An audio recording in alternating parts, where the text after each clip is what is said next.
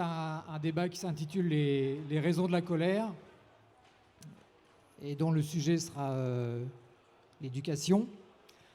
Parce que personne n'ignore que l'année dernière, dans l'école en général, on peut dire de la maternelle jusqu'à l'université, il s'est passé beaucoup de choses. Tant sur le plan institutionnel, avec des réformes annoncées ou mises en œuvre qui ont commencé on peut dire, à bouleverser le paysage de l'école en France, que sur le plan des résistances que ces bouleversements ont entraîné et qui ont fini par la terrible et la fameuse grève du bac qui a déclenché un flot de commentaires pas toujours très, très amènes, on va dire, pour les enseignants qui se sont lancés dans ce mouvement totalement inédit. Donc ce qu'on va faire ce soir, avec nos invités que je vais présenter, c'est d'essayer de comprendre en fait ce qui se passe. Comprendre un peu ces réformes qui concernent l'école maternelle, qui concernent l'école primaire, qui concernent... Alors, pas le collège. Le collège, c'est pas la fête non plus, mais il n'y a pas de réforme, pas vraiment. Et les lycées, puisqu'il y a une réforme, tout le monde le sait, hein, du bac général, mais aussi du bac professionnel. Et on peut même aller envisager la finalité de tout ça à travers Parcoursup et les études supérieures. Donc, on va essayer d'expliquer tout ça et de comprendre s'il y a juste des réformes comme ça qui sont faites par un ministre qui est très dynamique et qui veut changer tout ce qui ne va pas, ou s'il y a un plan global derrière et quel est-il, et comment est-ce qu'on peut éventuellement essayer d'endiguer ces transformations avec les intervenants qui sont un peu spécialisés sur cette question-là. Donc je vais commencer de gauche à droite. Donc on a ici Jimmy Markoum, qui est lui-même enseignant pas très très loin d'ici, à Saint-Denis, dans un lycée qui ne s'appelle pas Angela Davis, c'est ça?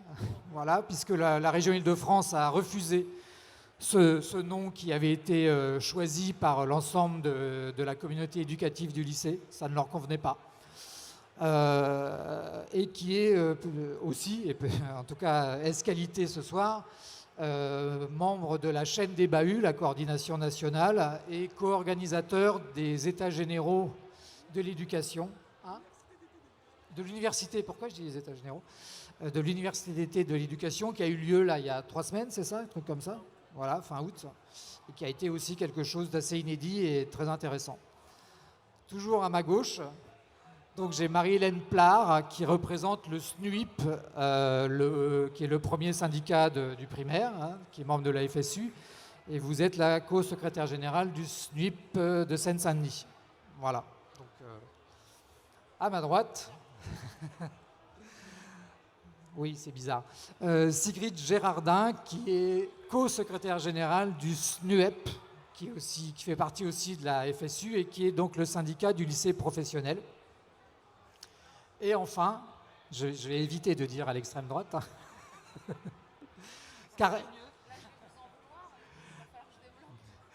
Carla Dugaud, qui est la coprésidente. On n'a que des coprésidents ce soir.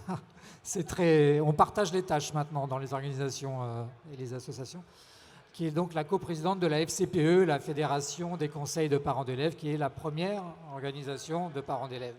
Voilà. Donc ce qu'on peut faire pour commencer, peut-être on va vous laisser, je vais essayer de ne pas tomber, je vais vous laisser vous exprimer peut-être un par un. Première question peut-être à Marie-Hélène Plard, parce qu'à tout seigneur, tout honneur, Jean-Michel Blanquer n'arrête pas de déclarer que le primaire est sa priorité, qu'il s'agit pour lui d'assurer la réussite de tous, de combattre les inégalités scolaires qui se manifestent dès l'école primaire. Et pour ça, donc, il met en avant des mesures bien connues comme les dédoublements de CP et CE1 en éducation prioritaire, l'obligation scolaire à 3 ans, les évaluations qui doivent vous permettre à vous, enseignants, de mieux connaître ces élèves que vous ne connaissez pas si bien, finalement, apparemment. Donc, est-ce que vous partagez ces orientations? Oui, merci. Alors, pas réellement. Les objectifs, oui, on peut les partager. Effectivement, la réussite des élèves, combattre les inégalités, c'est le projet de tous les enseignants. Après, les choix qui sont faits par le ministère ne sont pas à notre goût les bons. Pour revenir sur la scolarisation obligatoire en maternelle à partir de 3 ans, c'est une mesure phare, mais qui a de lourdes conséquences. Déjà, pour commencer, c'est une non-mesure vu que 97% des enfants en France étaient déjà scolarisés. Ça s'est même accompagné de commentaires assez réactionnaires de la part de notre ministère sur les petites filles qui n'iraient pas à l'école maternelle. Ça permet surtout de faire des cadeaux aux écoles privées en obligeant les municipalités à financer les écoles privées. Mais ça a aussi des conséquences sur le fonctionnement même de l'école maternelle, sur cette école première.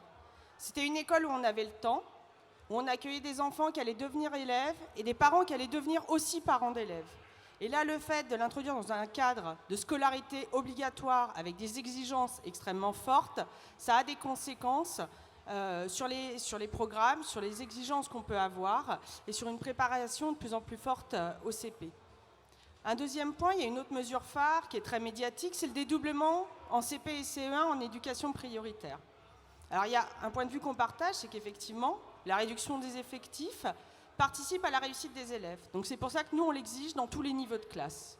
Et juste un point, si on avait utilisé les postes dévolus au dédoublement en CP et CE1 en éducation prioritaire et qu'on les avait répartis sur l'ensemble des classes, on n'aurait pas plus de 20 élèves de la petite section au CM2 en éducation prioritaire.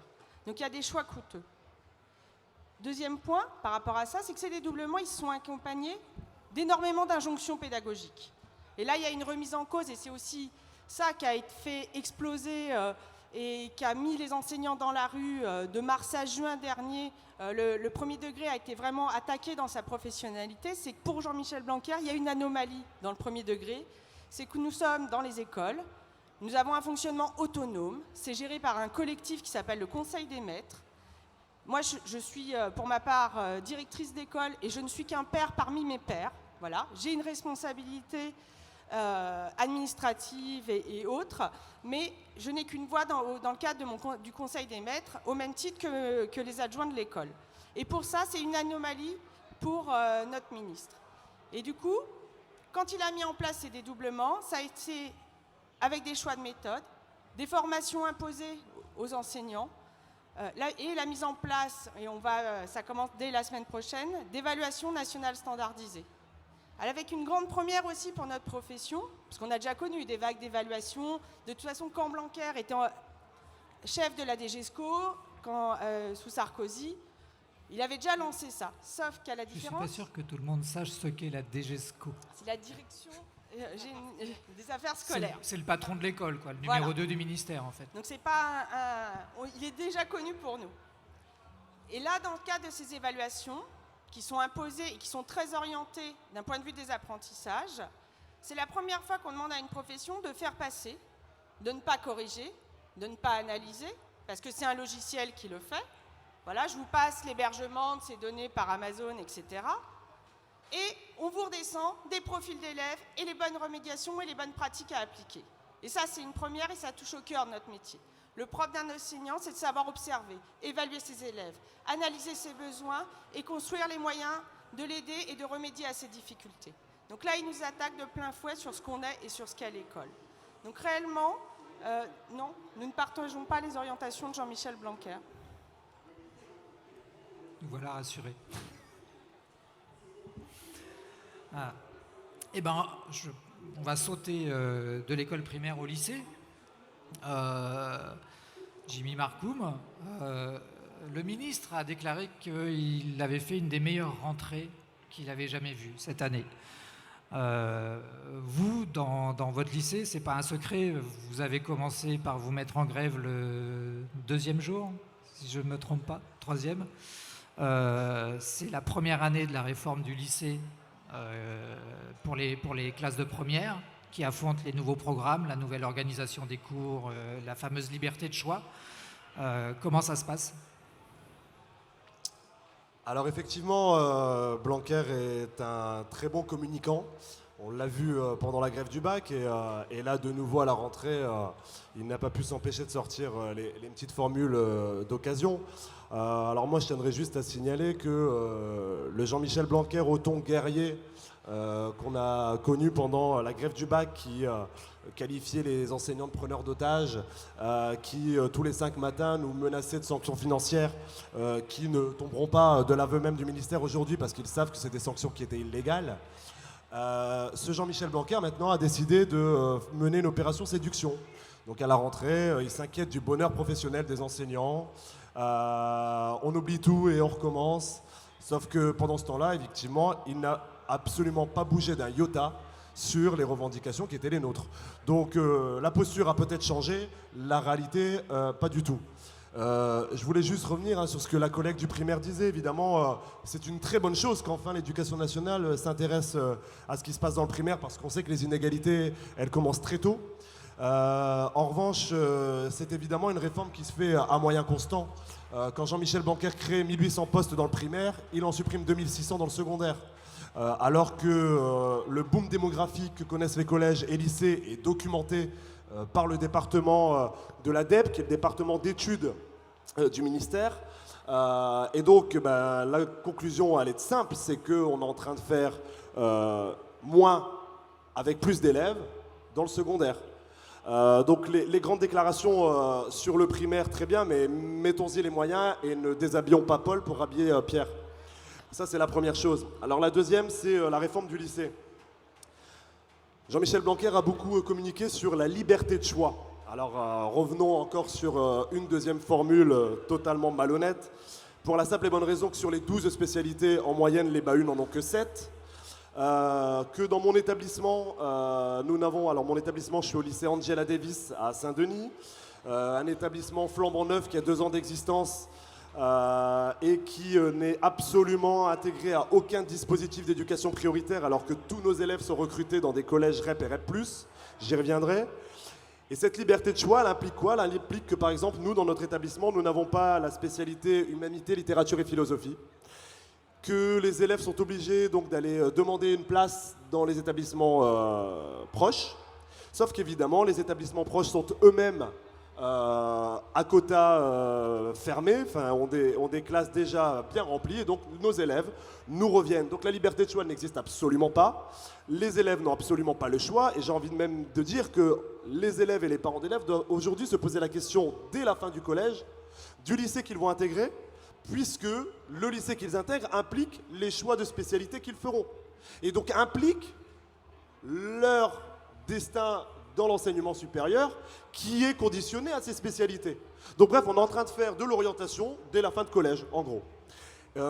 Dans des milieux de l'éducation, dans des zones d'éducation prioritaire où déjà les difficultés sont pléthoriques. Nous concrètement, pour vous donner des exemples concrets, parce que nous concrètement, contrairement au ministre, on essaye d'être sur le terrain et de ne pas parler de notre tour d'ivoire. Moi cette année, j'enseigne dans mes classes de première à 35 élèves. Ça fait 7 ans que j'enseigne, je n'ai jamais enseigné dans une classe de 35 élèves. Les élèves eux-mêmes à la rentrée étaient totalement stressés pour plusieurs raisons. D'abord la première, c'est qu'eux-mêmes n'ont jamais été dans des classes de 35 élèves. La deuxième, c'est qu'ils se retrouvent avec un bac totalement réformé à la vitesse grand V. Pour vous donner quelques exemples, à la rentrée, donc moi je suis enseignant en histoire géo, les explications de programme, elles sont seulement en train de tomber alors qu'on a déjà commencé à enseigner le programme. Nous n'avons toujours pas calé les dates des nouvelles épreuves de contrôle continu, alors même que l'année a commencé. Donc nous ne savons pas quand nos élèves passeront ces fameuses épreuves de contrôle continu qui sont censées remplacer les épreuves terminales du bac. Je ne vais pas monopoliser la parole, mais des exemples de cette nature, je pourrais vous en donner des dizaines qui montrent l'impréparation totale de cette réforme, qui n'a qu'un seul objectif, c'est de répondre aux échéances électorales. Donc évidemment, il faut que cette réforme passe avant les prochaines présidentielles. Et donc, même si ça se fait dans le désarroi le plus total pour les élèves, dans l'ignorance la plus totale pour les profs eux-mêmes, peu importe, tant que cette échéance électorale présidentielle est respectée. Donc aujourd'hui, les belles paroles, c'est beau, mais en l'occurrence, l'intérêt des élèves n'y est absolument pas. Voilà, on pourra poser d'autres diagnostics par la suite. Je pense que... Et dans notre établissement, pour le coup, nous sommes toujours en grève. J'en parlerai dans quelques instants. Ouais. Super. D'accord. Eh bien, on va aller pas très loin. D'ailleurs, il y a une section professionnelle aussi dans votre lycée. Ouais. On va parler du lycée professionnel parce qu'on n'en parle pas beaucoup, même dans l'UMA, je dois dire. Et pourtant, le lycée professionnel est lui aussi confronté à une réforme qui ne fait pas vraiment dans le détail. Et il scolarise quand même à peu près un tiers des lycéens. C'est d'ailleurs la fameuse démocratisation du bac, c'est en particulier par la montée du lycée professionnel qu'elle s'est traduite. Donc Sigrid, vous pouvez nous parler de cette réforme et de ce qu'elle produit, de son contenu peut-être et de ses effets dans les lycées pro. Ok, donc merci déjà pour l'invitation parce que rares sont les lieux où on évoque la formation professionnelle. Or, la formation professionnelle, c'est la formation des futurs ouvriers et c'est la formation des futurs employés de demain. La voie pro, qu'est-ce que c'est? C'est 700 000 jeunes, donc un tiers de la jeunesse lycéenne. C'est le deuxième bac de France, évidemment derrière le bac général, mais devant le bac technologique.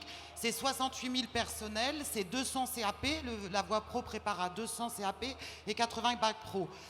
Pour rappel aussi, la scolarisation de la voie professionnelle, c'est-à-dire de former les jeunes à un métier dans l'école, c'est une spécificité française dont beaucoup de pays nous envient. Avant, la formation pro, c'était de l'apanage des entreprises uniquement. Elle était surtout réduite aux gestes techniques. Et il a fallu des luttes très longues qui sont centenaires même, pour qu'on réussisse à ce que les jeunes issus de milieux populaires, parce que dans la voie pro, c'est majoritairement des jeunes d'issus de milieux populaires, soient aussi intégrés à l'école. Et vous connaissez tous le vieil adage, former l'homme, le travailleur, le citoyen. Oui, à l'époque, nos camarades n'étaient pas féministes, mais c'est bien ça l'objectif qui était visé, donc une formation émancipatrice. Pour atteindre ces objectifs, il y a une spécificité encore, c'est que c'est pas seule l'éducation nationale qui a la main sur la voie pro. Il y a 4 acteurs. Il y a l'État, évidemment, il y a des élus locaux. Aujourd'hui, on peut dire que ces élus locaux, c'est les régions. Il y a évidemment les organisations syndicales, progressistes, etc. Et il y a aussi le patronat. Et c'est parce qu'il y a eu des luttes énormes et qu'on a réussi à mettre en place un rapport en notre faveur qu'on a exclu en fait le patronat de la formation professionnelle. Donc bon, vous voyez bien qu'on est un peu dans des schémas un peu différents aujourd'hui. Les rapports de force ne nous sont pas favorables et évidemment, il y a une volonté de reprise en main de cette voie professionnelle par le patronat. Évidemment, la voie pro, c'est le CAP, premier diplôme ouvrier. En 85, comme vous le disiez, c'est le bac pro qui est arrivé. Un bac pro qui a permis d'atteindre 80% de classe d'âge au bac, mais aussi qui a été le premier tremplin pour les ouvriers pendant leur formation pour pouvoir accéder à des études supérieures. Et aujourd'hui, Blanquer, on en parle peu cette année, mais c'est le Parcoursup existe toujours. En réalité, Parcoursup exclut de fait les jeunes de la voie pro des études supérieures. Alors, les LP n'ont pas vécu des jours heureux. Ils ont toujours été la cible de l'État, du patronat, parce que c'est insupportable pour eux de se dire que c'est nous qui avons la main sur la formation professionnelle. Ils subissent des réformes fortes. 2009, c'était déjà Blanquer, tu le disais, qui était au pouvoir. Blanquer a mis en place la réforme du bac pro 3 ans, qui a retiré 1 an de formation aux jeunes. Aujourd'hui, c'est la fameuse réforme de la voie pro. C'est des réformes qui sont brutales, mais qui sont complètement silencieuses. Vous en avez très peu entendu parler, j'en suis sûre. Au même titre que ni les politiques ni les médias en général, les grands médias ne parlent des conditions de travail des ouvriers, ni des conditions salariales, ils ne parlent pas de la formation professionnelle. Et pourtant, quand on regarde de près, si on analyse la formation professionnelle, on voit tout le projet de société pour cette frange de la population. Alors la réforme, le ministre parle d'un discours d'excellence. Il veut faire des discours, il veut produire des parcours d'excellence, etc. En réalité, elle a 2 objectifs, cette réforme. Elle a d'abord un objectif budgétaire. C'est évidemment des suppressions de postes qui sont dans le cadre de toutes les suppressions de postes de la fonction publique. Et autre chose qui est très important, c'est un objectif idéologique. Il veut rendre la formation professionnelle, il veut redonner la main de cette formation au patronat. C'est-à-dire qu'en gros, il veut exclure les jeunes issus des milieux populaires de l'éducation nationale. Alors pour atteindre ces objectifs, je ne vais pas être trop technique, hein, comment il fait? Il a diminué le temps scolaire, c'est-à-dire que les élèves passent de 34 heures à 31 heures semaine, ce qui fait qu'en gros, ils perdent entre 6 semaines et 10 semaines d'école sur leur cursus 3 ans pour le bac et 2 ans pour les CAP. Il a mis en place des nouveaux programmes qui ont été faits en 2 mois, sans consultation, rien. Des programmes qui, tiens, je le rappelle parce que le ministre dit aussi qu'il veut une grande mobilisation de l'éducation nationale pour l'écologie, qui sont expurgés en fait de tout ce qui est développement durable, par exemple. Expurgés aussi en éco-droit de tout ce qui est droit du travail. Nos élèves, ils vont aller de façon plus précoce que d'autres dans le monde du travail. Or, ils n'auront plus de cours sur le droit du travail. On a de la co-intervention, on a des chefs-d'œuvre. Ça, vous avez peut-être entendu parler, les grands chefs-d'œuvre qui vont être mis en place dans la voie pro. Les chefs-d'œuvre, on sait toujours pas. On voit bien ce que ça peut être. Un chef-d'œuvre en bijouterie, on voit bien chez un ébéniste. Maintenant, la majorité de nos élèves sont aussi en tertiaire. Qu'est-ce que va être un chef-d'œuvre en aide et soins et services à la personne? Qu'est-ce que c'est qu'un chef-d'œuvre en conducteur routier? C'est un bon créneau? Mais ça, on ne sait pas. On met en place, il nous impose ça alors qu'il est incapable de le définir. Autre chose, ces dispositifs ne sont ni financés d'un point de vue budgétaire, ni financés d'un point de vue des horaires. Donc en fait, on réduit les heures disciplinaires pour mettre en place ces dispositifs, ce qui fait qu'en CAP, par exemple, les jeunes auront 1 heure de français par semaine uniquement et 1 heure d'art appliqué. Et pareil, il dit il faut se mobiliser, l'accès à la culture pour tous, etc. Apparemment, ces mobilisations dont il parle, elles s'arrêtent dans l'éducation nationale à la porte de la voie professionnelle. Autre point de sa réforme aussi, il dit qu'il faut mettre en place des sections professionnelles plus attractives, plus insérantes. Là encore, on est dans le discours très très éloigné de la réalité. Et au passage, quand il dit avec ses amis dans les médias que les lycées professionnels fabriquent des chômeurs, moi je dis stop. À un moment, certes, il y a 300 000 emplois de non pourvus en France, mais ça à mettre en perspective avec les plus de 3 millions de chômeurs qui existent. Donc non, nous ne sommes pas responsables, nous, PLP, profs de lycée pro, du chômage. Ce n'est pas l'inadéquation formation en plein. Les clauses du chômage, elles sont structurelles. Et je rappelle, nous avons la responsabilité de former à un métier. La responsabilité de créer des emplois, c'est aux entreprises. Donc il faut arrêter ce discours qui est complètement irresponsable. Et concernant les fameuses cartes des formations, justement pour relever les défis écologiques, les défis du... Ouais, je vais aller plus vite. Les défis du numérique, etc. En réalité, c'est sa 3e rentrée. Nous n'avons toujours pas de nouvelles filières en lycée professionnel qui prépareraient à des métiers qui prépareraient ces transitions. Donc, une fois de plus, c'est faux. Bon, je vais terminer là-dessus. Et je pense que c'est un point très important. Je vais vous parler de l'apprentissage. Je prends 30 secondes. C'est très très important parce que malheureusement, l'apprentissage a fait assez consensus au niveau des partis politiques, au niveau même de certains syndicats, au niveau des médias aussi. On a l'impression que l'apprentissage, ce serait l'outil rêvé pour lutter contre le chômage des jeunes. Une alerte forte que je fais ici. L'apprentissage, c'est les mineurs. Qu'est-ce que c'est? D'un point de vue idéologique, l'apprentissage chez les mineurs, c'est un recul de 70 ans. C'est redonner la main aux entreprises sur la formation des jeunes et la réduire aux simples gestes techniques. D'un point de vue pragmatique, pour les jeunes de milieu pop qu'on scolarise nous, c'est les renvoyer à un statut de salarié. Nous, nos jeunes en lycée pro ont un statut d'élève. Là, c'est les renvoyer à un statut de salarié. Un statut de salarié, ça veut dire se confronter à la dureté du monde du travail à 15-16 ans. Ils seront soumis au code du travail, ou du moins ce qu'il en reste, le nouveau code du travail, notamment qui autorise à nouveau le travail de nuit des mineurs, qui autorise le travail en hauteur avec tous les accidents que ça engendre. C'est des jeunes qui vont être licenciés, on appelle ça les ruptures de contrat. Donc c'est des jeunes, en fait 36% des jeunes qui vont en apprentissage subissent des ruptures de contrat chez les mineurs et ça peut aller jusqu'à 50% en hôtellerie-restauration.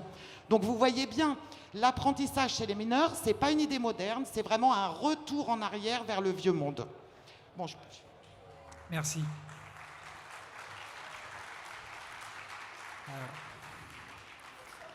Alors, Carla Dugaud, donc je rappelle que vous êtes coprésidente de la FCPE. Comment tout ça, ce flot de réformes, ce discours du ministre qui essaye toujours de se mettre l'opinion, les familles, etc. dans la poche, comment c'est vécu, vous, de votre côté, tout ça? Alors, bonjour à tous et à toutes. Je voulais juste introduire aussi, comme ma collègue à côté, remercier effectivement pour l'invitation et le fait que la FCPE soit présente ici. C'est important pour nous et on y tenait. D'ailleurs, on a un stand juste en face. Voilà, et je voulais juste rebondir sur le stand puisque demain, on organise un débat sur le féminisme et l'écologie à 14h. Il est juste là, le stand de la FCPE. Il faut y aller puisqu'effectivement, je suis coprésidente de cette grande fédération puisque c'est la plus grande fédération de parents d'élèves au niveau national. On a 300 000 adhérents et un réseau de sympathisants de plus d'1 million.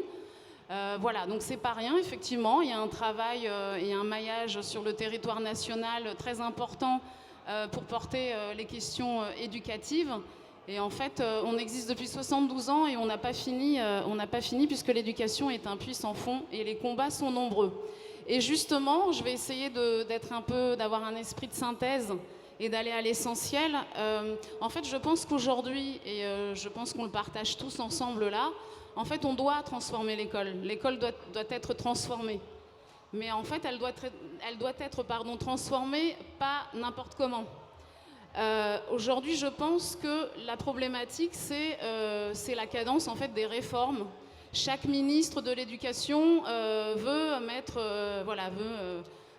laisser une trace. Et en fait, on n'a même pas le temps de faire le bilan des réformes qui ont été mises en place on détricote tout ça et en fait on recommence autre chose. Donc c'est juste insupportable. Donc en fait il faut qu'on arrête ce rythme-là et il faut s'inscrire sur un rythme beaucoup plus long. Et aujourd'hui c'est pas le cas. Donc ça en fait à un moment donné la question qu'il faut se poser c'est le respect en fait des rythmes des enfants, des élèves, des jeunes aussi parce que les jeunes sont très impliqués. Ils sont d'ailleurs présents avec nous, un syndicat de lycéens qui est présent avec nous sur le stand et qui tiennent le stand avec nous de la FCPE. On travaille beaucoup avec eux et en fait à un moment donné il faut leur poser la question en fait. Comment ils voient l'école. Alors après il y a des âges différents mais en tout cas il faut aussi les concerter et en fait il faut revenir sur le travail qu'on doit faire tous ensemble, le respect des rythmes des enfants. Après, plus particulièrement sur la question qui m'est posée concernant la réforme ou les réformes et les familles là-dedans. Alors, en fait, tu indiquais, Olivier, que le ministre actuel de l'Éducation dit souvent que les familles sont avec lui. Alors, en fait là, c'est la voix des parents. Souvent, en fait, d'autres organismes ou d'autres organisations utilisent la voix des parents comme ils le souhaitent, puisque c'est vrai que les parents sont les premiers usagers aussi de l'école publique. Voilà, donc ça, tout le monde le fait, en fait. Après, je pense que encore une fois, mais vous l'avez dit, donc je ne vais pas redire ce que vous avez dit, puisqu'on est quand même d'accord sur plein de choses. Aujourd'hui, sur les réformes actuelles, donc la réforme du lycée et la réforme de la voie pro, en fait, on a un gros problème, c'est pareil, c'est donc le rythme, la cadence. En fait, on veut aller vite, vous l'avez dit, en fait, voilà, c'est le ministre actuel a 5 ans pour faire des choses, donc on va très très vite. Et en fait, on n'associe pas l'ensemble des acteurs de la communauté éducative. On fait des programmes sans les enseignants. Donc en fait, il y a un gros problème de méthode. Et en fait, ça ne tiendra pas et ça ne respecte pas du tout l'élève, le jeune. Et ça, c'est un problème en fait. Donc nous, la FCPE, on est toujours force de proposition. On est très mobilisés, surtout en cette période, puisque nous, en fait, on a des élections au niveau national qui vont se tenir les 11 et 12 octobre. Voilà, d'ailleurs, s'il y a beaucoup de parents qui sont là, il faut participer, puisque lors de ces élections, tout le monde vote, tout le monde sans exception, à partir du moment où vous êtes parents. Voilà, il y a encore plein de choses, il y a un gros travail à faire sur l'orientation, ça a été évoqué par Jimmy. Je pense qu'il faut davantage aussi accompagner les familles, parce que, en fait, effectivement, la réforme du lycée, En fait, il y a eu un gros loupé pour les élèves de seconde, puisque en fait, il leur avait été promis 54 heures d'orientation, donc pour les aider, les guider à choisir les spécialités, ça n'a pas été fait. Et en fait, aujourd'hui, quand on est parent, on a l'impression qu'il faut être un expert et lire tout ce qui sort du ministère pour pouvoir aider et bien accompagner son enfant. Et ça, c'est pas possible, puisqu'en fait, nous, la FCPE, on défend la réussite de tous les élèves, et en fait, il faut qu'ils réussissent tous. Ils ont tous leur place dans la société. Et voilà, donc on a du boulot, mais vous êtes tous, voilà, on est tous acteurs de la société qu'on imagine et qu'on souhaite avoir, une société beaucoup plus bienveillante, où chacun a sa place, et voilà, on n'a pas fini. Je m'arrête là. Merci. Je rebondirais bien un petit peu sur ce que vous venez de dire, parce que on entend aussi dire que avec ces réformes, en fait, ne pourront s'en sortir que les élèves, que les familles qui ont déjà les clés, comme on dit, c'est-à-dire, comme vous venez de dire, qui sont experts un peu. Alors, je veux pas me faire taper dessus, mais les enfants d'enseignants, par exemple, qui ont forcément les clés, les enfants des familles dont les parents ont fait des études, etc. Est-ce que ça, c'est un constat que vous partagez? Je ne sais pas si... là... Il y a quand même une logique globale qui va de la maternelle jusqu'à l'université, je dirais. Parce qu'on va quand même sur un système où les enfants vont être pressurisés.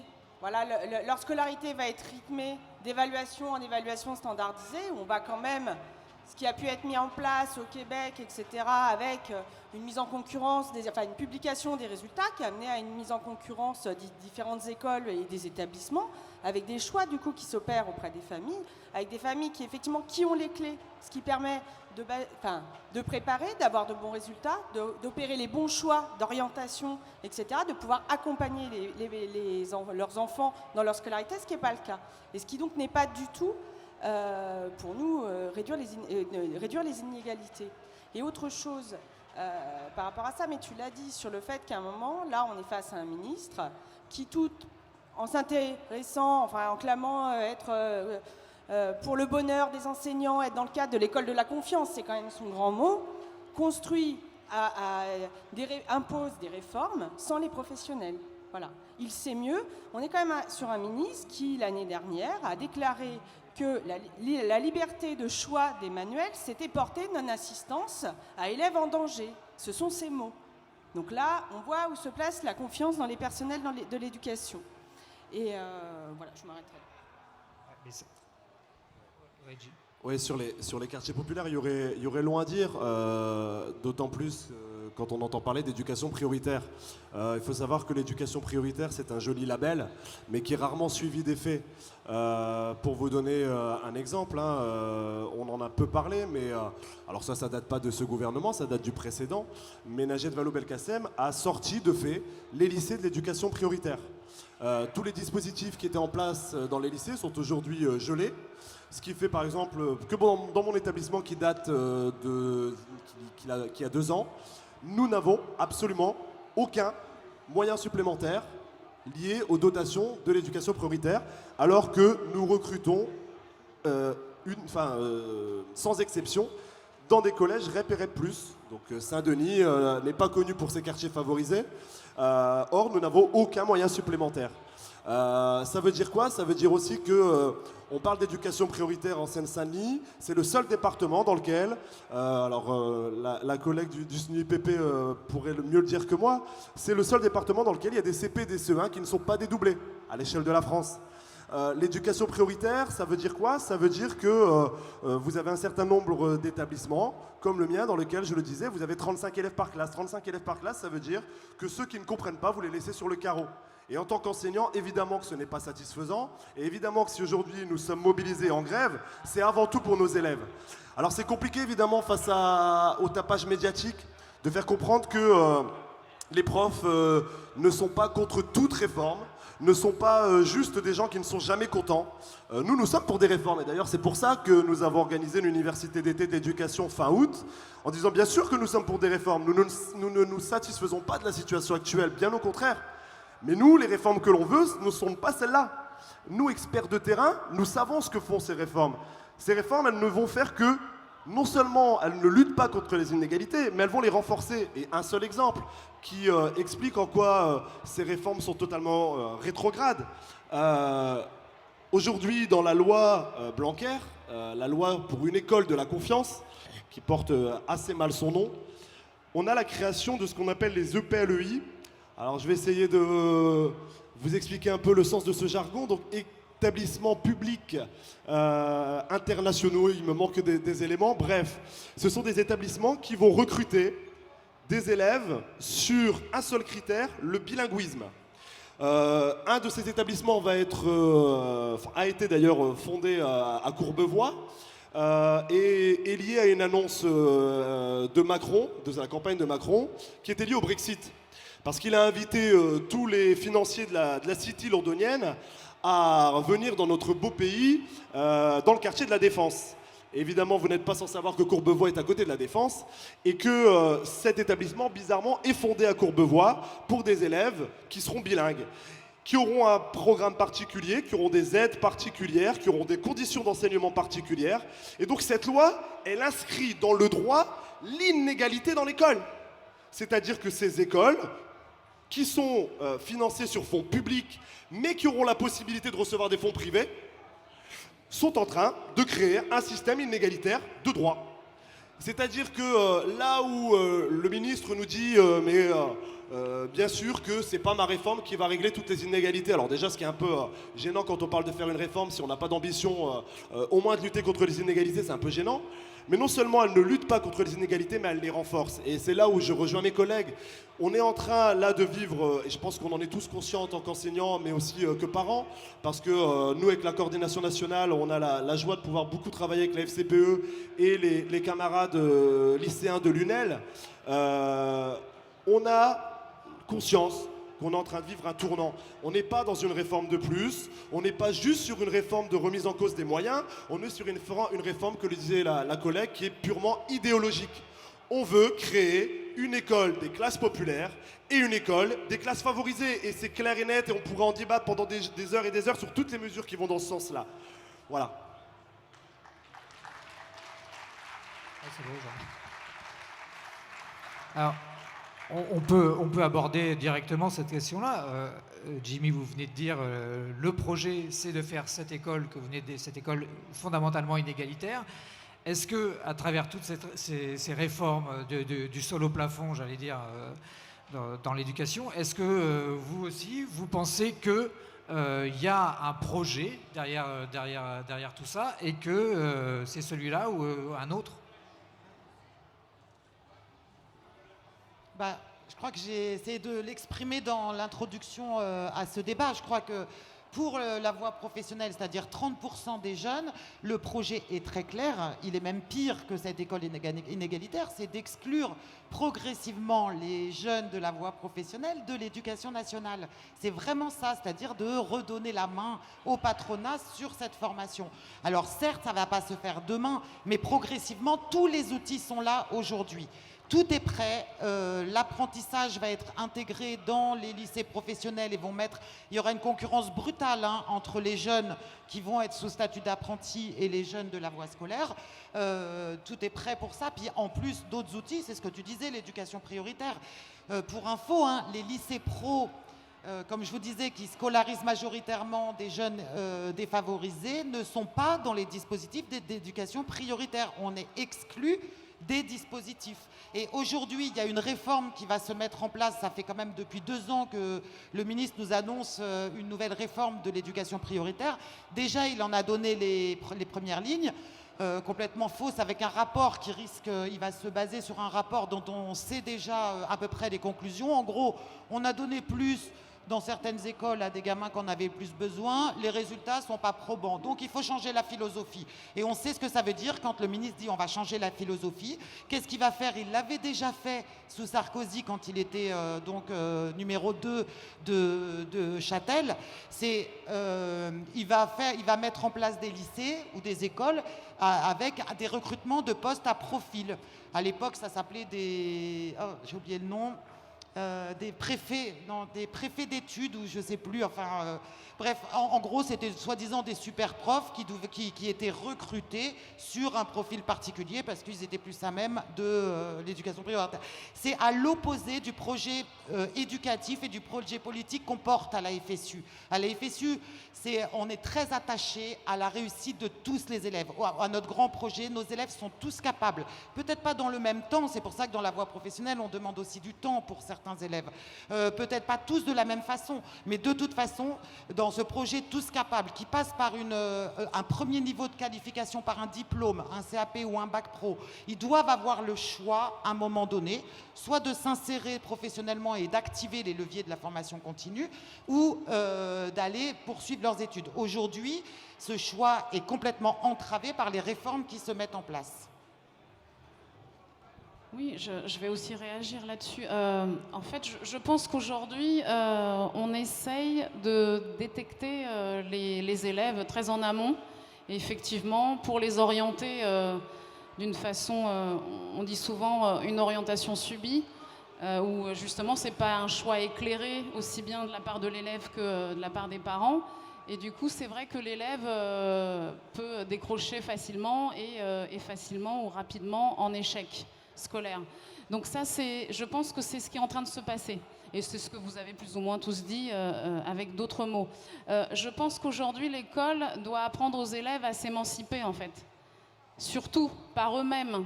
Et en fait, on doit renforcer l'accompagnement, même si le ministre ou d'autres en parlent beaucoup. L'accompagnement personnalisé de chaque élève, de chaque jeune, en fait, on doit aussi mettre des moyens. Alors, c'est facile de dire à chaque fois, parce qu'on l'entend souvent aussi, on est souvent critiqué quand on exige des moyens supplémentaires, même si ça fait un petit moment, je crois, que le premier budget de la nation, c'est l'éducation, mais c'est pas suffisant, en fait. Une société où on donne des moyens à l'éducation est une société qui fonctionne beaucoup mieux.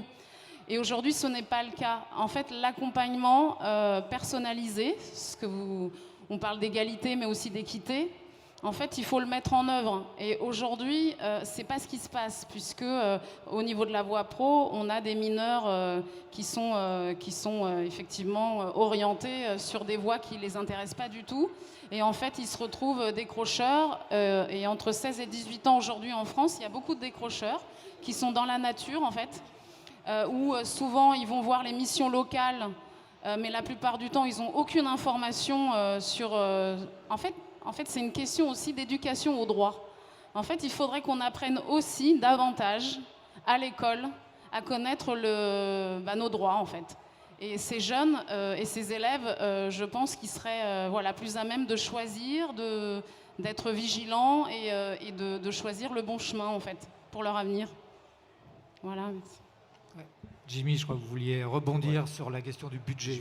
Je voulais juste réagir sur la question du budget parce que Blanquer a pas mal aussi fait de pub là-dessus en disant qu'ils allaient mettre 1 milliard sur la table pour l'éducation nationale. Il faut savoir que le budget de l'éducation nationale est de fait toujours en augmentation puisque chaque année vous avez des enseignants qui montent dans les échelons, donc les salaires qui sont plus importants, des enseignants qui passent à la retraite, donc qui amènent à ce que les pensions soient financées aussi.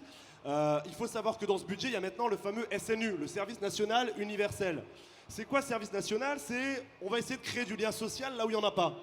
Alors moi, je veux bien, on casse les possibilités de lutter contre les inégalités à l'école, et derrière, on vous crée un service national universel qui va à terme coûter 1,5 milliard, qui sont pris sur quel budget? Sur le budget de l'éducation nationale. Alors le budget de l'éducation nationale, oui, il augmente, mais au service de qui? Au service de quoi?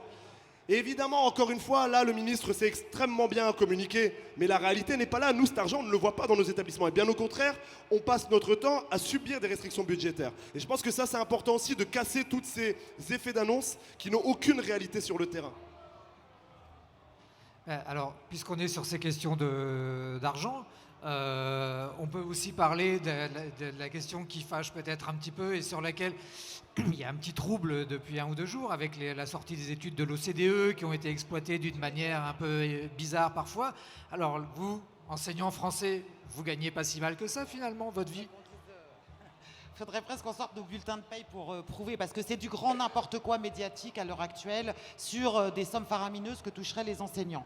Je vais vous donner des chiffres réels. En 1980, le salaire des enseignants qui débutait, c'était 2 fois le SMIC. En 2019, c'est 1,2 fois le SMIC. En 20 ans, on a perdu 2 mois de salaire par an. Alors, j'espère qu'il n'y a pas de prof de maths parce que je vais faire un raccourci. En gros, vous imaginez, en 20 ans, perdre 2 mois de salaire. Si on dit que le salaire, en prenant un salaire à 2 000 euros, ça fait 4 000 fois 20, c'est 80 000 euros qu'on aurait perdu en 20 ans. Bon, je vais trop vite, c'est pas juste ce que je dis, mais quand même, ça donne la dimension. Une autre information très importante, un prof qui débute sa carrière aujourd'hui fait une demande de prime d'activité et il l'obtient. Or, les primes d'activité, c'était des mesures qui relevaient de dispositifs de lutte contre la pauvreté. Donc aujourd'hui, un prof qui entre dans le métier bénéficie de ce type de dispositif. Autre chose, les concours aujourd'hui, les concours ont du mal à trouver preneurs. On a de moins en moins de personnes qui ont envie de passer les concours de PLP, les CAPES et les PE. Mais oui, mais pourquoi? Parce qu'on a des conditions de travail qui s'aggravent, mais c'est surtout aussi les conditions salariales. Donc, le ministre, il nous annonce, bon, je passe l'histoire des 300 euros par mois qu'on recevrait... parce que d'ailleurs, on va mettre une cellule de crise parce qu'on ne sait pas comment gérer, tellement c'est énorme, ces 300 euros d'augmentation. Oui, je sais, j'ai fait exprès. Oui, bien sûr, qui était évidemment une négociation qui avait été menée avec l'ancien gouvernement qui se met en place. Bon, passons ça. Mais lui nous dit, je vais ouvrir des négociations parce que le régime des retraites va être très défavorable aux fonctionnaires et encore plus défavorable aux enseignants. Et ça, c'est vrai. Les enseignants vont faire partie des plus gros perdants en termes dans la nouvelle réforme des retraites. Donc lui, son seul but, c'est... Alors, on n'a pas le calendrier, on n'a rien. C'est juste d'ouvrir pour limiter les dégâts. Mais pour nous, à la FSU, c'est hors de question. On a quand même 10 ans de gel de point d'indice, donc il y a un retard salarial qu'il faut rattraper. On est un fort décrochage salarial par rapport à nos qualifications. Donc c'est ensemble, et ça remue en salle des profs en ce moment sur ces questions-là, c'est ensemble qu'il faut demander des mesures urgentes de rattrapage de toutes ces années perdues en fait en termes salarial et évidemment un peu de considération sur un revenu qui correspondrait à minima à nos qualifications et à nos conditions de travail.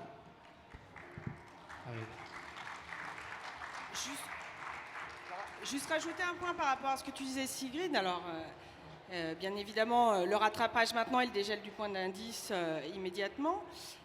Mais tout ça, ça se traduit par une crise de recrutement qui s'enlise. Si moi, je prends juste le département de la Seine-Saint-Denis, là, on est le 13 septembre. On a perdu plus de 700 postes non pourvus au concours, faute de candidats. Voilà. On n'a même plus de liste complémentaire parce qu'il n'y a pas de candidats. Donc, on ne peut même pas ouvrir. Et on est déjà à 582 contractuels recrutés. Donc, c'est 500 personnels qui sont mis sur le tas devant des classes, qui sont en charge de classe face à des élèves qui ne savent pas forcément faire, qui ne sont pas accompagnés. Et ça pèse aussi sur la scolarité des enfants.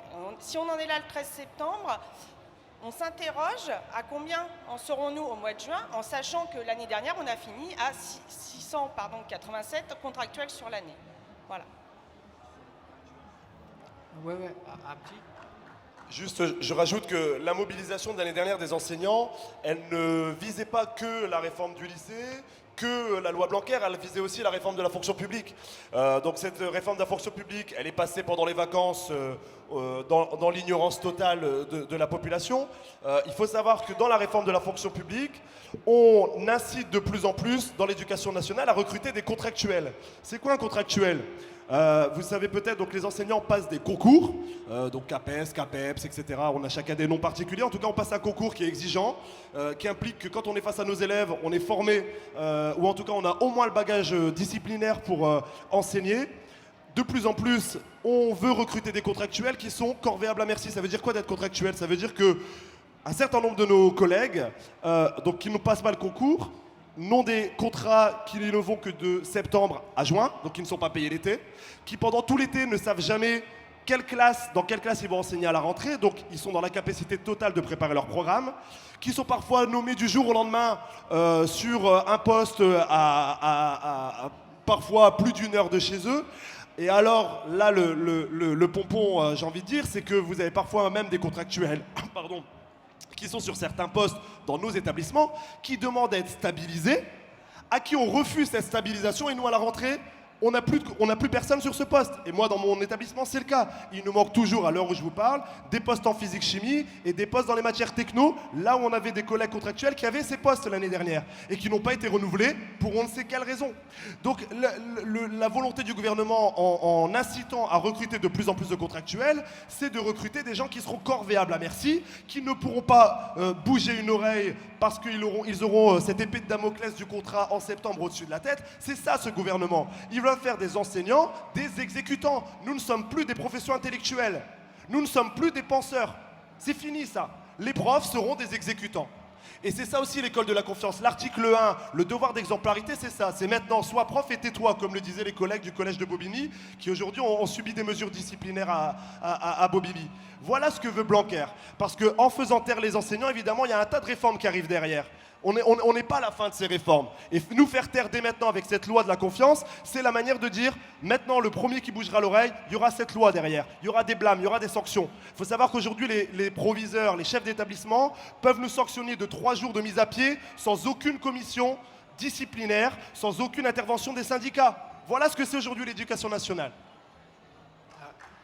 Je pense qu'il faut qu'on parle un petit peu, parce que l'heure tourne, mais il faut quand même qu'on parle un petit peu de ça. Les autres, vous partagez le constat de ce climat de caporalisation, de répression, je ne sais pas si vous voulez... Oui, eh ben, ils le partagent. Je crois que mais ça a été bien dit, je crois, effectivement. Et même quand on est extérieur et qu'on est amené à fréquenter des enseignants, on le ressent, la peur. Il faut dire le mot. Donc, comme l'heure avant, je pense qu'on peut pas éviter de venir de vous poser cette question-là. Là, on est à 2 semaines de la rentrée. On vient de passer une année 2018-2019 où il y a eu beaucoup de grèves, de conflits, de mouvements, etc. On a envie de vous demander, de vous poser la question, qu'est-ce qui va se passer cette année ? Est-ce que ces réformes, elles vont être mises en œuvre et on n'en parle plus ? Avec tous les effets que vous venez de nous décrire, ou est-ce que qu'est-ce qui va se passer? Voilà, dites-nous.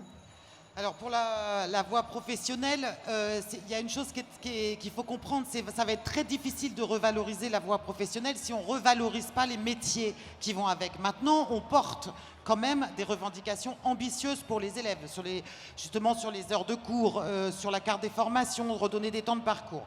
Alors au niveau de l'action syndicale, toute l'année précédente, puisque le projet est sorti en 2018, nous avons alerté partout où c'était possible. On a fait des heures d'info syndicales, on a fait des AG, des réunions, on a alerté aussi évidemment dans les instances où nous sommes représentatifs, c'est-à-dire aussi bien au ministère, dans les régions, dans les départements. Nous avons porté la revendication des personnels, parce que quand un syndicat parle, c'est parce qu'il parle aussi de ce qui se passe sur le terrain.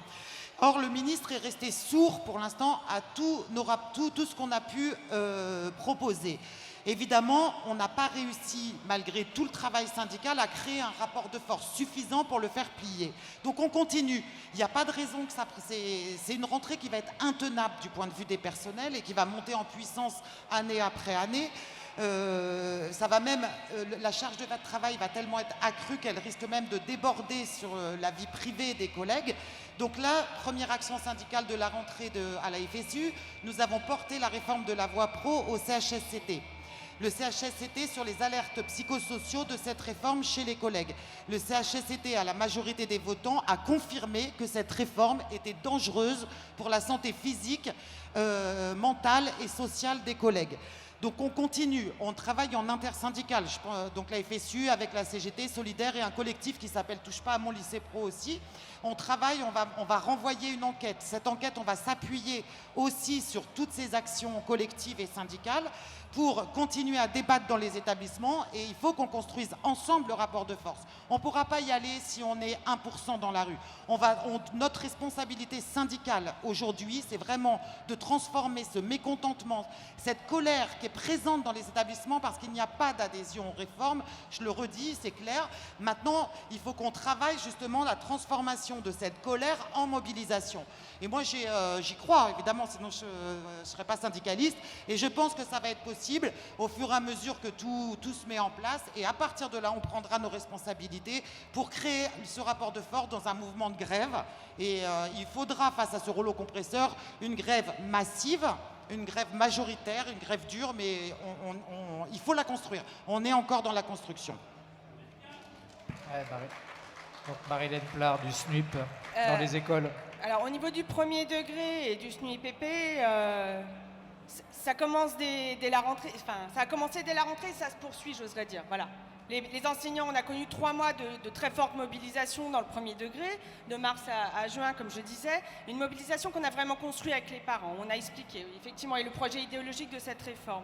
Et là, on rentre dans une phase, pour nous, de résistance pédagogique, clairement. Et ça commence lundi en refusant de passer les évaluations. Voilà. Et ça ne va pas être que ça. Voilà. C'est qu'effectivement, parce que les collègues là, qui refusent de faire passer, ils subissent des pressions. Alors ça va de la visite, de la convocation chez l'IEN, de la visite de certains qui vont dire bah, tu refuses, je t'envoie un personnel contractuel qui lui ne peut pas refuser pour les faire passer à ta place. Et ça peut aller jusqu'au retrait de salaire, voire à la sanction disciplinaire. Et ce qui s'est produit, pas sur le département mais sur d'autres, au fait de tu étais en CP, tu as refusé de faire passer les évaluations, donc on ne te confiera plus de CP prochainement. Voilà. Mais la résistance pédagogique, elle va aussi passer par le fait de ne pas appliquer la méthode préconisée ministérielle, à savoir la syllabique, bababi-bobu, parce que de fait, là, on en a parlé de l'idéologie. On est aussi sur une remise en cause des programmes. Alors, même s'il ne les remet pas en cause officiellement, mais on a une pluie de circulaires ministérielles et on voit bien que ce qui se dessine derrière, on n'est que sur des apprentissages mécaniques. On veut faire de nos enfants des techniciens, voilà. On n'est pas là pour les former à penser, interpréter le monde, prendre du recul sur les choses. Et ce n'est pas notre mission. Et clairement, pour nous, à la FSU, voilà, comme l'a dit Sigrid, on pense qu'à l'école, tout le monde est capable, qu'il faut déployer les bonnes méthodes pour. Et la vraie question, c'est quelle école pour quelle société demain. Voilà. Alors, je vais être très concret. Nous, on est en grève en ce moment, donc on a besoin de votre soutien dans mon établissement. Pour ceux qui le veulent, je suis venu avec les tracts et on a un lien vers la caisse de grève parce que dans mon établissement, outre tout ce qu'on vient de vous expliquer, on est en plus dans une zone où les gamins, comme je vous ai dit, viennent de collège REP et REP+, où on n'a absolument aucun moyen, pour tout vous dire. En plus, on n'a plus du tout aucun moyen pour les projets pédagogiques, par exemple. Donc les sorties, les voyages terminés, les gamins apprennent le minimum syndical, c'est ça, l'apprentissage, y compris dans le général, dans les classes ouvrières. Concrètement, nous, ce qu'on veut, c'est surtout travailler avec les parents. C'est ce qu'on essaye, nous, de faire sur notre établissement. Dès mardi matin, nous serons en grève. Les parents ont décidé de bloquer l'établissement. On a été reçus hier au rectorat qui nous a expliqué qu'en fait, si on voulait plus de moyens, il fallait faire des cours à 60. On a un amphi dans l'établissement, alors en plus qui est en travaux. Mais effectivement, en faisant des cours à 60, on pourra gagner des heures pour les autres classes. Voilà ce qu'on nous répond au rectorat. Et on a dû batailler pendant une demi-heure pour que la délégation des parents qui étaient présents et des élèves puissent monter. C'est-à-dire que le rectorat refusait que les parents et les élèves puissent monter, c'est-à-dire les premiers concernés. Voilà où on en est dans l'éducation nationale, mais évidemment, ça, ils ne veulent pas le médiatiser. Donc nous, mardi matin, on sera en grève avec les parents, avec les élèves, pour dire stop. L'éducation nationale, c'est pas la caporalisation. L'éducation nationale, comme disait la collègue, c'est pas juste apprendre aux gamins de devenir employables, c'est leur donner les moyens de s'émanciper, de penser par eux-mêmes dans cette société qui est de plus en plus dure en plus face à eux. Nous, au niveau de la coordination de la GIL de France et de la coordination nationale, on est en train de mettre en place un comité de contre-suivi parce que tout l'été, Blanquer a péroré sur tel observatoire des salaires des enseignants, tel comité de suivi de la réforme. Évidemment, nous n'en voyons pas encore le début d'un commencement. Nous, à la coordination nationale, on fait ce qu'on dit. On avait dit qu'on ferait une université d'été, on l'a fait. On est en train de mettre en place là un comité de contre-suivi en envoyant à tous les collègues des questionnaires sur leurs conditions de rentrée pour pouvoir dire d'ici un mois ou deux, voilà ce que c'est la rentrée Blanquer. On a fait une conférence de presse hier déjà avec les premiers éléments, mais voilà tous les éléments qui vont remonter dans quelques mois et qui seront la parole du terrain. Enfin, la dernière chose que je voudrais dire, et je conclurai moi pour ma part là-dessus, c'est qu'évidemment, nous les enseignants, on appelle à la convergence. Aujourd'hui, c'est tous les services publics qui sont dans le même bateau.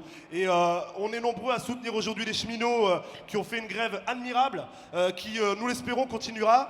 Et nous, les enseignants, on est prêts à les rejoindre parce qu'on est tous dans le même bateau, face aux retraites, face à ces réformes de la fonction publique qui ne cherchent qu'à démultiplier les inégalités dans une société qui, depuis le programme du CNR en 1945, a tout fait pour les combattre. Voilà. Oui, même si je suis un peu minoritaire, parce que moi je ne suis pas enseignante, je suis parent. Alors en fait, ce que je voulais dire pour ma conclusion, c'est qu'à l'école, en fait, il y a les enseignants, mais il y a aussi les parents. On n'a pas le même rôle, mais la coéducation, en fait, il faut y croire, et en fait, il faut travailler ensemble au quotidien. Le parent à l'école, en fait, doit être acteur pleinement et pas faire appel à lui lorsqu'on a besoin ou de temps en temps. En fait, le représentant des parents dans une école doit se mêler de tout, en fait, même de la pédagogie. Alors avec, voilà, dans son espace et dans son rôle et avec son expérience, hein, puisque c'est une expérience, c'est pas une expertise. Voilà, donc je pense qu'il faut vraiment faire ça. Après, je pense qu'on partage tous là, autour de cette table, l'inquiétude effectivement que les corps intermédiaires que nous sommes sont quand même mis de côté. Tu évoquais, Jimmy, tout à l'heure les parents qui ont refusé qu'ils montent ou des choses comme ça. Ça, c'est pas possible puisqu'il y a un code de l'éducation où les parents, les représentants des parents ont des droits et donc il faut les respecter. Ensuite, moi, je finirai juste par dire qu'en fait, il faut vraiment remettre l'élève et le respect des rythmes de l'élève au cœur du système éducatif. En fait, il faut qu'il soit acteur de son parcours scolaire et ça fonctionnera beaucoup mieux. Voilà, mais c'est pas fini, quoi, le combat. On continue, voilà. Merci à tous. Voilà, je crois qu'il est l'heure. J'espère qu'on vous a apporté des éclairages suffisants, y compris pour vous montrer que ce qui se passe dans l'école ne concerne pas seulement les acteurs de l'école eux-mêmes, mais que c'est un enjeu pour l'ensemble de la société, ce qui est en train de s'y passer, et pour l'avenir de notre société, parce que je crois que c'est vraiment ça qui se passe et qu'il va falloir ne rien lâcher, comme on dit. Voilà. Merci, bonsoir.